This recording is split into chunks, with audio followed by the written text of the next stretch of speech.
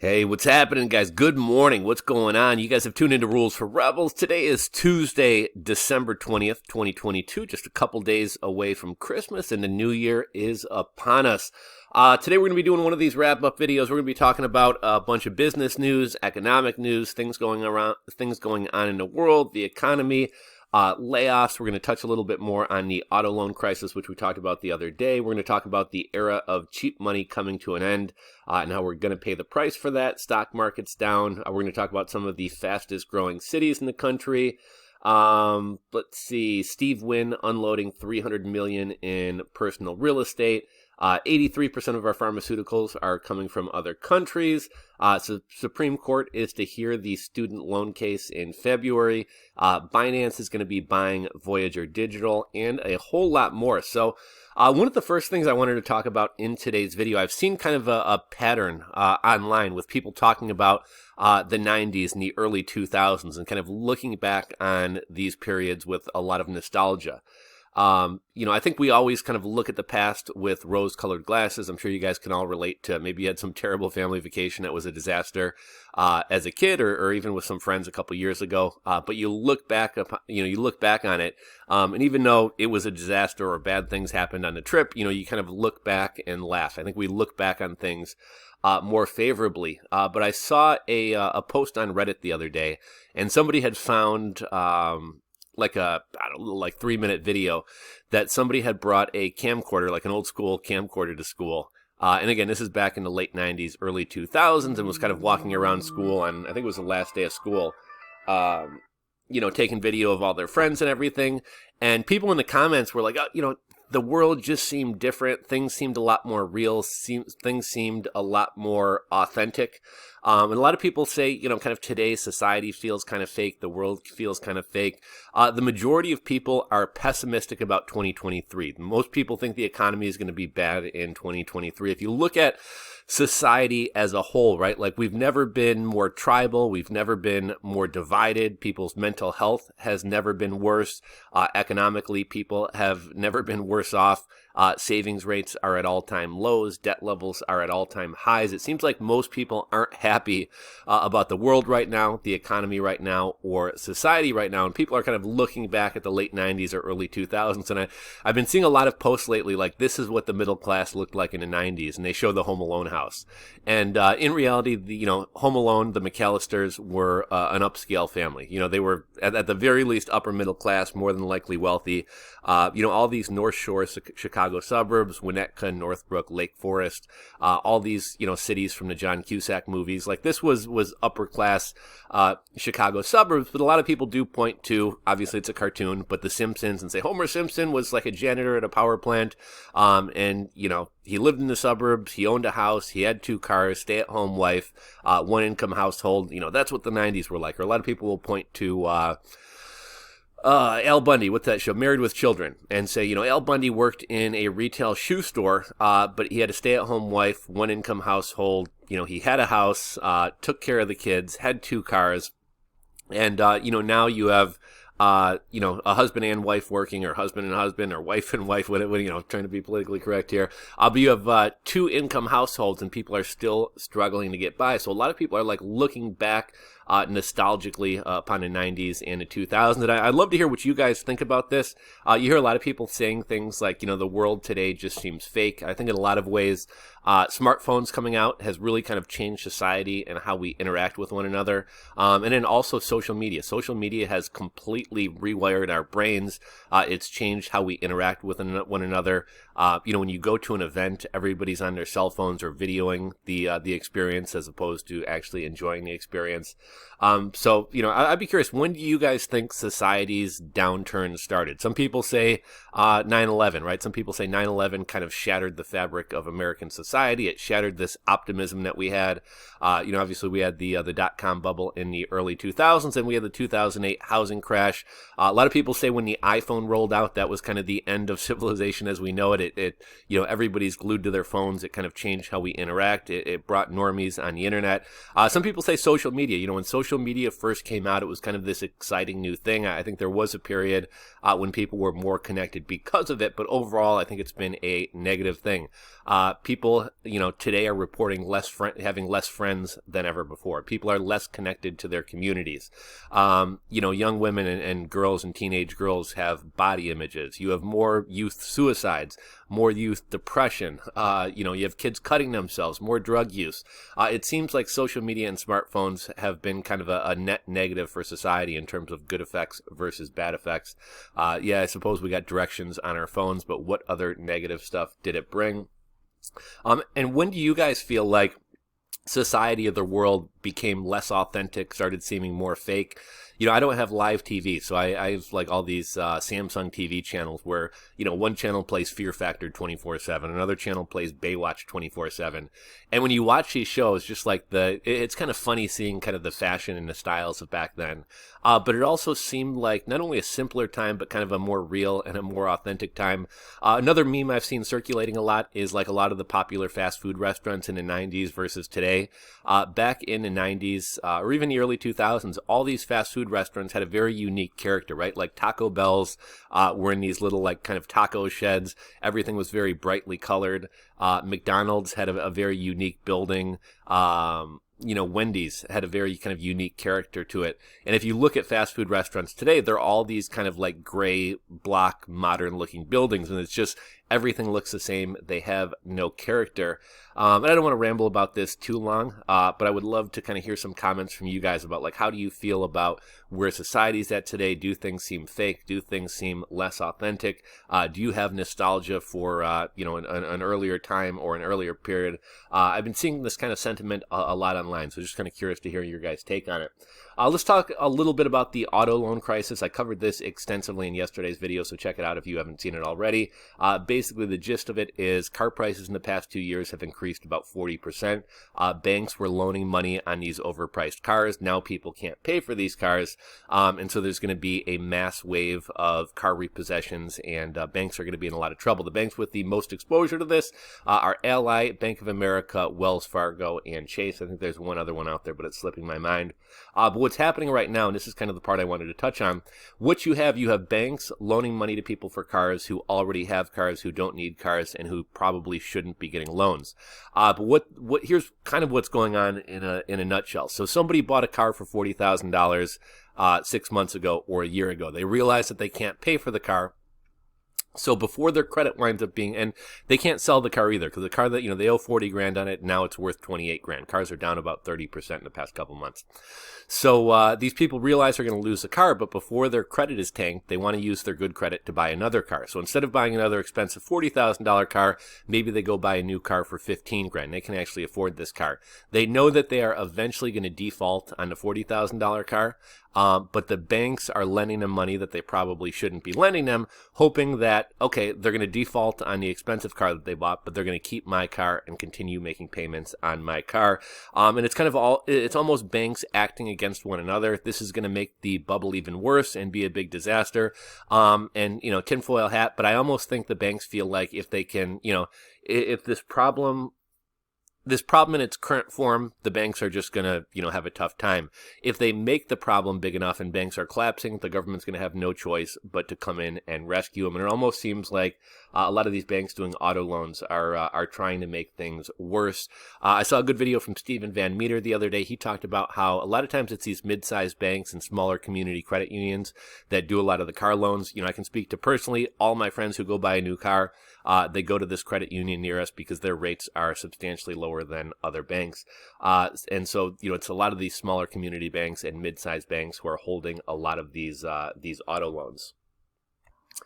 So the price of all this free money and easy money is coming due. We're watching the economy erode right in front of our eyes. We're watching our purchasing power erode, and the stock market continues to downslide. We continue to see lower highs and lower lows. Yesterday, the Dow was down 162 points, NASDAQ down 159 points, and crypto is down anywhere from 2% to 15% if you look at kind of the top 10 coins, top 20 coins, 50 coins, 100 coins. It does not look look like the Fed is coming to the rescue. They might next year if things get ugly enough, but even then, they won't crack inflation, and that will be an ongoing problem. Let's see. Nothing looks like what it used to a few years back. Across the country, a lot of cities are ghost towns. A lot of downtowns are ghost towns. There's a video I might be doing specifically talking about San Francisco. But there was an article from the Daily Mail titled "Go Woke, Go Broke." San Francisco mayor warns crime-ridden city now faces a $728 million budget deficit over the next 2 years as remote work caused property taxes and public transit riders to slump. A lot of business owners in San Francisco are also asking for their tax money back. They're saying, I pay to have a robust city, a safe city, street lights, clean streets, so that I can conduct business. But really, I have homeless people pooping in my doorway. I have people throwing things through my window, people shoplifting from my stores. What is the point of this? Why am I paying taxes? What are things going to look like after Christmas? Before we talked about how the economy had been kind of artificially propped up through the midterms. We're starting to see job losses, even job losses outside of tech, mortgage, and real estate. But the average person's going to go into $1,500 worth of debt over the holidays, over Christmas. Things are going to be bad in 2023, but people continue taking on more debt. You're going to be paying more for Christmas dinner this year than any time in history before, and people are already maxed out and tapped out. The savings rate is down to 2.3%. I saw another interesting article about the fastest growing cities. A lot of cities from Idaho. And a lot of cities from Florida and Texas as well. One thing that's interesting, if you look at the cities that had the hardest crackdowns during the Mexican beer cough, cities like San Francisco and others, these cities seem to have done the worst job recovering. Their downtowns are empty, and the cities that were a little bit easier with their lockdowns and such, these cities seem to be the cities that are not only thriving, but the cities that are growing population and that people are moving to. If we look at the top 10 fastest growing cities, we got Nampa, Idaho, Meridian, Idaho, Murfreesboro, Tennessee, New Braunfels, Texas, Fort Myers, Florida, Conroe, Texas, McAfee, California, Pasco, Washington, Louisville, Texas, Chino, California, and Port St. Lucie, Florida. Another thing I saw an article about, people are unwilling to give up their lifestyle. So there's something that we talk about that's called the millennial lifestyle subsidy. Basically, there was a good period of about 10 years where a lot of disruptive companies were coming on the scene. You had companies like Uber, Lyft, Grubhub, Instacart, DoorDash, all these types of companies. In order to disrupt an existing industry and get people to use this new technology, they offered their services for much cheaper than they would really cost. Now, these tech companies had so much VC money coming in, it didn't matter. The VC money and investor money could basically subsidize the cost of these services for consumers. So millennials got used to having all these services that would normally be luxury services, right? You got Uber and Lyft, which is almost like a personal driver. You got Instacart to do your grocery shopping. You got DoorDash to deliver your food. People didn't really have to do anything for themselves, and people became accustomed to that. Well, now the millennial lifestyle subsidy has come to an end. These tech companies need to get more lean. They actually have to charge what their services really cost. They have to be more efficient. That's why the cost of an Uber ride, the cost of a Lyft ride is substantially more expensive than it was a couple years ago. But they've kind of have everybody hooked on their services. People have gotten used to these lifestyles, and they don't want to give them up, and they continue to spend money that they don't have. 62% of home builders are giving out perks and buying down rates for people. The home building industry is in a lot of trouble. It's one thing if you're a house flipper and you realize that you can't make money off homes right now because of the economy, because of interest rates, because of home prices, you can kind of just take a step back and go back to your regular job. But these home builders, that's what they do. That's how they make their money, by building homes. So if the cost of building materials is too high, or the cost of real estate is too low, or rates are too high and people don't want to buy, what do these home builders do? How do they make money? And we're already starting to see home builders. I think a big one by the name of Lamar just sold something like 5,000 lots, right? These companies are going to need money, and they're going to start selling off cheap and unfinished houses as well as lots. And this could be a great opportunity for those of you guys looking to purchase some real estate in 2023. I remember following the 2008 crash. This is probably like 2010, 2012, something like that. But there were some luxury condos that were built on a river a couple cities over from me. And at the time, I think, during the 2008 crash when they were, I guess prior to the 2008 crash when they were built, they were going for like 400,000. A number of years later, they were never really able to sell them. They were selling these $400,000 condos for $150,000, and you would also get a free Mercedes if you bought one. Jay Powell was recently talking about how goods inflation took a year and a half to come down, but the services inflation isn't moving. Peter Schiff says inflation is a problem, but it isn't the problem. He says we're headed for a financial crisis like you've never seen before.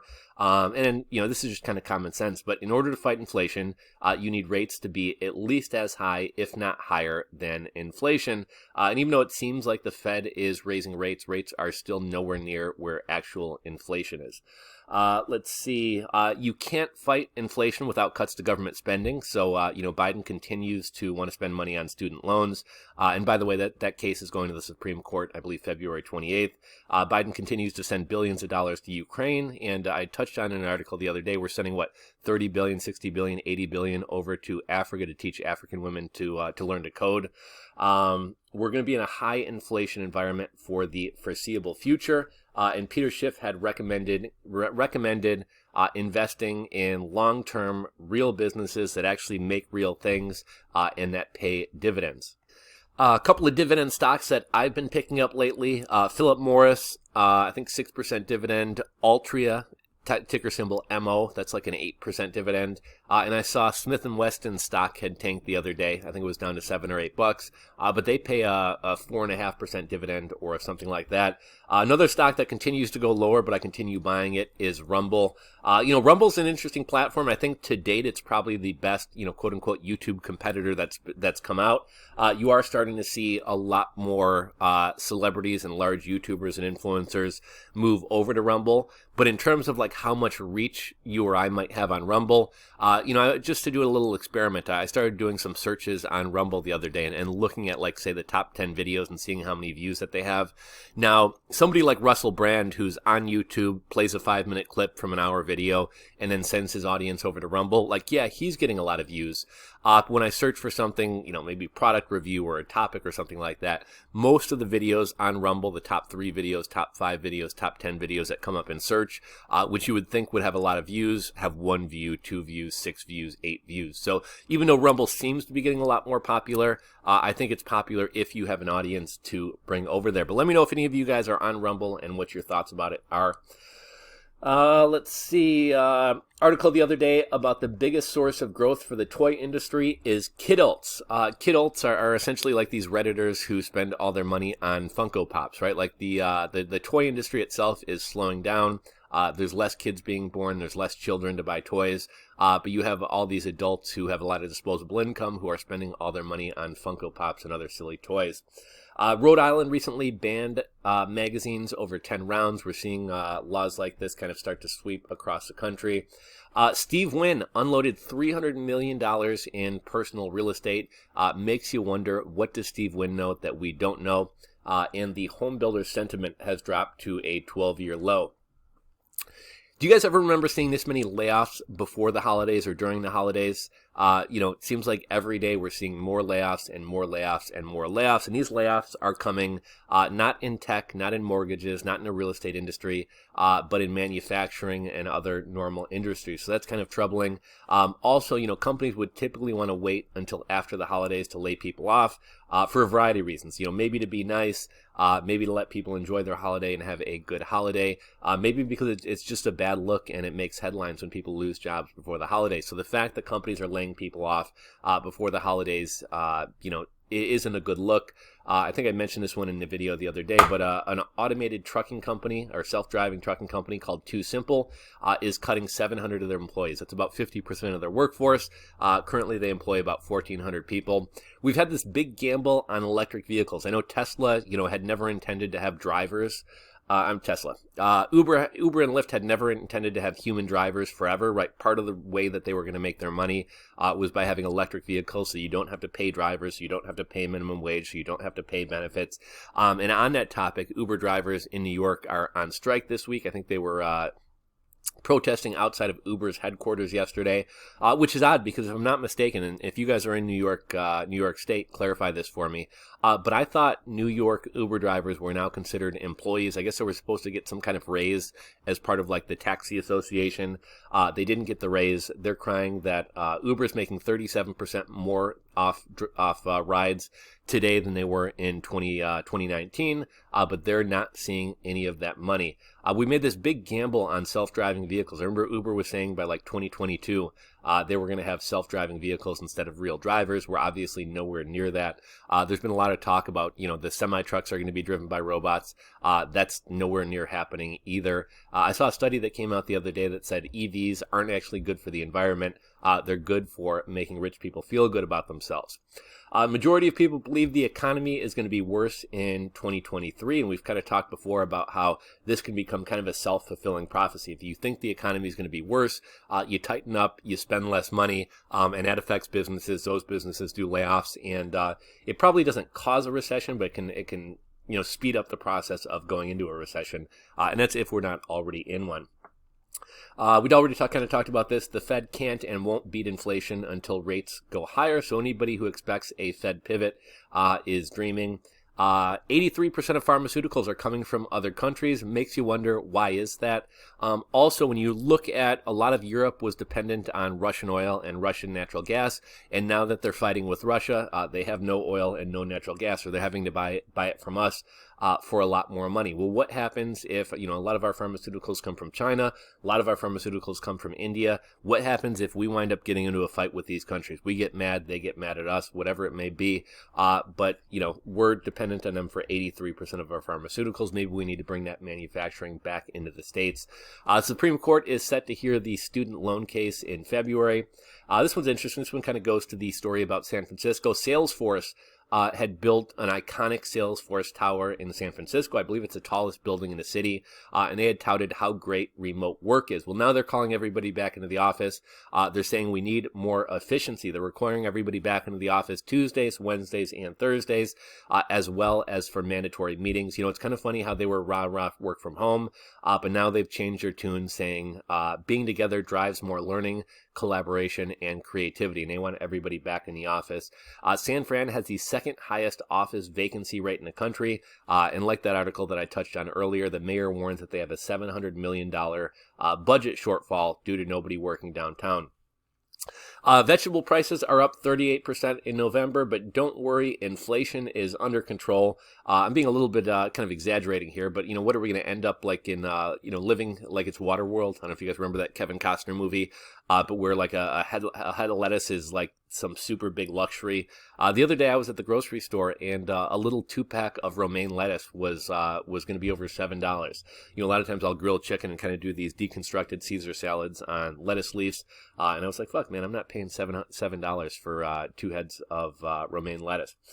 San Francisco business owners want their tax dollars back. Their city is crumbling. People are pooping in the streets. Huge homeless problems. It makes it impossible for them to run their businesses, and they're wondering, what am I paying taxes for? Vacant downtowns and office buildings. Not only do we have all these vacant office buildings, but think about all the businesses that were reliant on people working in offices. Bars, restaurants, cafes, coffee shops, hair salons, massage parlors. There's a $450 billion hole in the commercial real estate market. What's going to happen with the banks that hold all this debt? This problem's going on 3 years, and without people working in city centers and working downtown, you're going to have all these other businesses go out of business. Again, the bars, the restaurants, the cafes that only exist to service the workers. And if those workers aren't coming in, those businesses are going to go out of business. And all those workers and those business owners aren't going to have money to spend, so they're not going to be able to frequent businesses. We talked about this before, but everything is a big chain. We talked about this. New York Uber drivers are going on strike. Again, they claim that Uber is charging people 37% more than 2019, but drivers are seeing none of it. This is pretty big news.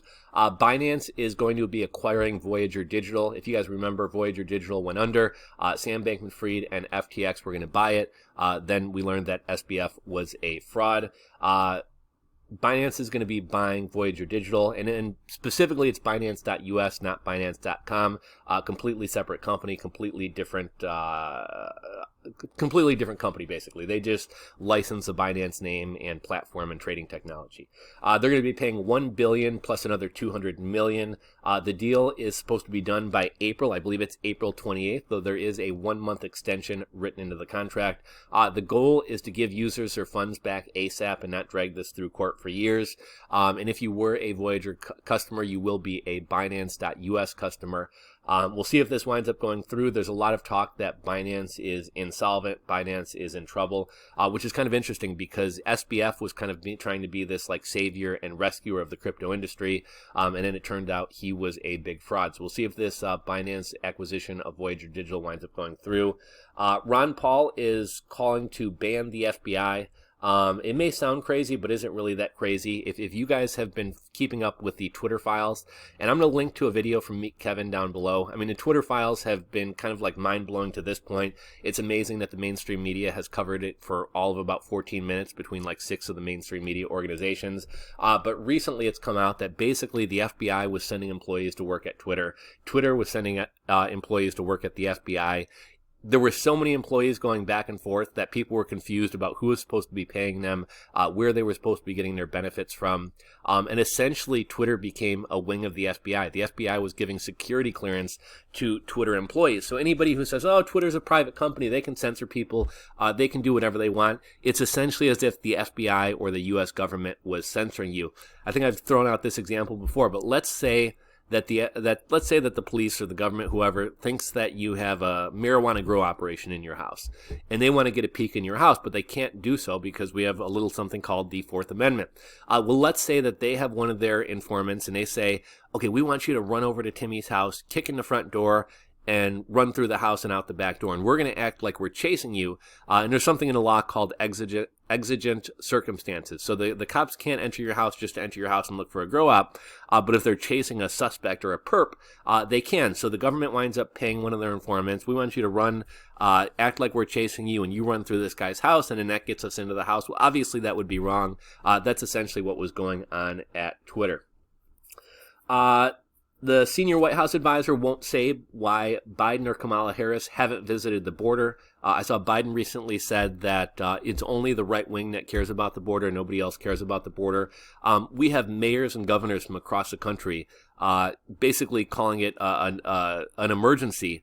What's going on right now. Their cities are being flooded with immigrants. They can't take care of these people. Crime is up. The mayor of New York City, and the funny thing is it's a lot of these liberal sanctuary cities who wanted all these illegal immigrants to come there. And it's great to help people, but you can't help everybody. If everybody from a ship jumped onto a life raft, the life raft would sink and nobody would be saved. But we have the mayor of New York calling it a national disaster. The city's being flooded with immigrants. Same with El Paso. El Paso's trying to put up razor wire and trying to put up shipping containers to kind of block the border. The mayor of San Francisco and LA are saying the same thing. And I believe the governor of California is also calling it a national disaster. And Biden just doesn't seem to be too concerned with the border. Vice Media has recently missed their revenue predictions by $100 million, and that's a company that's already been slashed, sold off, and done a lot of layoffs, but they still can't make money. And then lastly, I guess we'll kind of wrap up the video here. So CNBC had an article. I guess they've been doing this for the past couple years. They talked to 12 media executives and try to get predictions for some big things that are going to happen in 2023. Now, they were pretty spot on in their 2022 predictions. I believe 3 of them had predicted that Bob Iger would return to his position as the CEO of Disney, and we saw that happen in recent weeks.